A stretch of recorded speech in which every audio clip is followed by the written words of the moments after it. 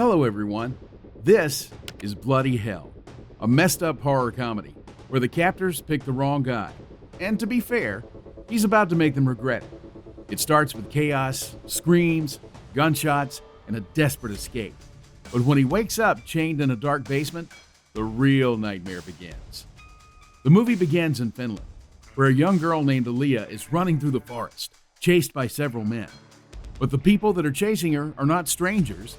They're literally her own family members. Aaliyah doesn't know how to swim, yet in a desperate attempt to save her life, she jumps into a lake. And before she can drown, the men catch her. Then the scene shifts to a bank, where a guy called Rex is waiting in line, just to meet his girlfriend. When finally his wait is over, out of nowhere, a group of robbers storms into the bank and immediately kills a security guard, turning the calm environment into chaos. In that situation, Rex notices a gun inside a woman's bag, but she can't use it because she's too afraid, even to move. So fate intervenes, and by chance, her bag falls into Rex's lap during the commotion. Next, the film cuts oddly to a scene in a courtroom. Rex is standing trial. The judge accuses him of murdering all the robbers in the bank. Even though Rex saved many lives during the incident and was called a hero, the court still sentences him to 8 years in prison. Fast forward to some 8 years later. Rex is released. He's staring at a magazine that features his own picture on the cover, still being celebrated for his bravery from years ago. And of course, fame has its downsides. Reporters constantly chase him, and people won't leave him alone. This constant attention makes him restless and anxious. At this point, Rex's conscience, or rather a darker, more emotional version of himself, begins to physically manifest. His alter ego is more intense, more passionate, and often pushes him to act on impulse. For example, when Rex feels overwhelmed by the reporters, he imagines flipping a table at them. However, in reality, it's just his imagination, a way to vent his frustration. Though society sees Rex as a hero, some people view him as mentally unstable. That's why he gets tired of his life in the city and decides to move to Finland. Another scene flashes of a man running through the forest, chased by several people, just like Aaliyah. Suddenly, a terrifying and powerful creature drags the man away, and only voices are left to echo through the forest. Let's return to Rex, who is now at the airport. As usual, someone is secretly recording him. Also, he notices a husband and wife staring at him weirdly. The noise around him grows unbearable as more people start filming him, so he heads to the bathroom to get away. To his surprise, the same man who was watching him is already inside, still staring. Later, as Rex returns to his seat, that man's wife gives him a disturbing smile. After that, Rex lands in Finland and finds himself in a taxi. Or maybe I should say the taxi finds him. However, the driver releases gas into the car while wearing a mask.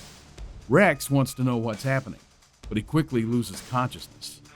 And as before, the story shifts again to a house where a family seems to be preparing a meal like it's normal.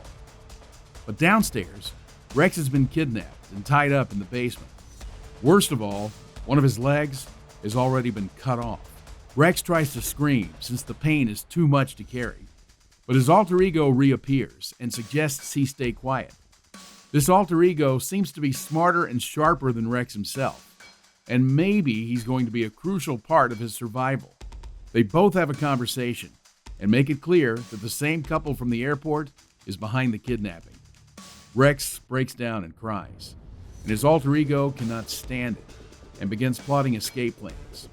The ropes tying his hands are too strong. His conscience advises him to pretend to be unconscious if one of the kidnappers comes down. Meanwhile, upstairs, the family members have gone to bed, except for the youngest child, Ollie, who is curious about the new guest in the basement. Ollie sneaks into the basement, and according to the plan, Rex pretends to be unconscious. When he realizes it's only a child, Rex quickly changes strategy. He pulls Ollie close and traps him using his barely alive leg, threatening to break the boy's neck if anyone comes near. Soon, Ollie's sister notices her brother isn't in bed and comes downstairs to find him. It's Aaliyah, that same little girl who was running away from her family. It means this is her twisted family, the ones responsible for Rex's kidnapping. Rex threatens to kill Ollie if Aaliyah tries to hurt him, but of course, he couldn't hold the kid for long, and he accidentally releases the boy. Ollie falls unconscious, and the family rushes him to the hospital. Their mother slaps Aaliyah, thinking that she's the reason for Ollie's condition. Rex is sure that Aaliyah is different from her family, and she could be Rex's best chance at survival. And we don't know why, but Aaliyah starts to like Rex. Like dreaming about their life together, and even their marriage. She sneaks into the basement while the family is at the hospital. She tends to Rex's wound, cleaning and bandaging his injured leg. During this, she confesses that she likes him and opens up about her family's horrifying secret. In reality, her older brother suffers from a rare condition that forces him to eat human flesh. As a child, he even bit their father. Since then, the family just kidnaps people to feed him, and if he doesn't like the taste of a victim, they are forced to find another. Aaliyah has always hated this and has tried to escape many times, but each attempt ended with her being locked in a wooden cage built by her father. Sympathizing with Rex, Aaliyah leaves a knife on the floor for him, urging him to free himself. But before he can finish cutting the ropes, her three brothers walk in, and this time again, Rex pretends to be unconscious, successfully fooling them into leaving. The brothers notice Rex's bandaged leg and immediately suspect Aaliyah, dragging her upstairs. They inject Rex with a strange liquid that makes him burst into uncontrollable laughter, like he knows what is going to happen next. This takes us into a flashback from 8 years ago, when Rex was fighting the robbers at the bank. Due to his craziness, his alter ego took control, allowing him to kill mercilessly and emerge as a hero. But when Rex shot one of the thieves, the gun misfired and accidentally killed a bank employee hiding in a closet. This tragic mistake was the reason he was sentenced to 8 years in prison. Even his girlfriend eventually left him, not wanting to waste years waiting for him to come back. Back in the present, Rex wakes up to find another family member trying to cut off his other leg, like it's his personal business. Rex kicks him off, and the man goes to fetch anesthesia so he can smoothly cut his other leg off. Here, using Aaliyah's knife, Rex frees himself. When the man returns, Rex stabs him in the head through the ear, killing him instantly. Without wasting any time, Rex searches the basement to find tools, including a golf club, which he ties to his leg to help him move. He manages to climb upstairs and escape after 23 minutes. His conscience reminds him to take Aaliyah with him, but he initially flees alone. When the parents return from the hospital, they discover bloodstains at the entrance and realize Rex has escaped.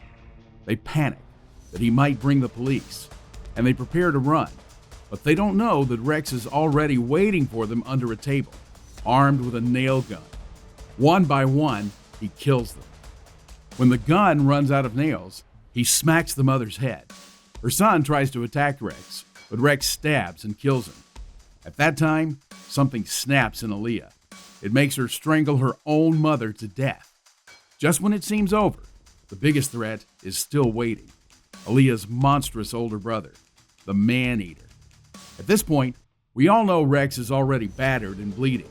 So does he really stand a chance against a beast like this?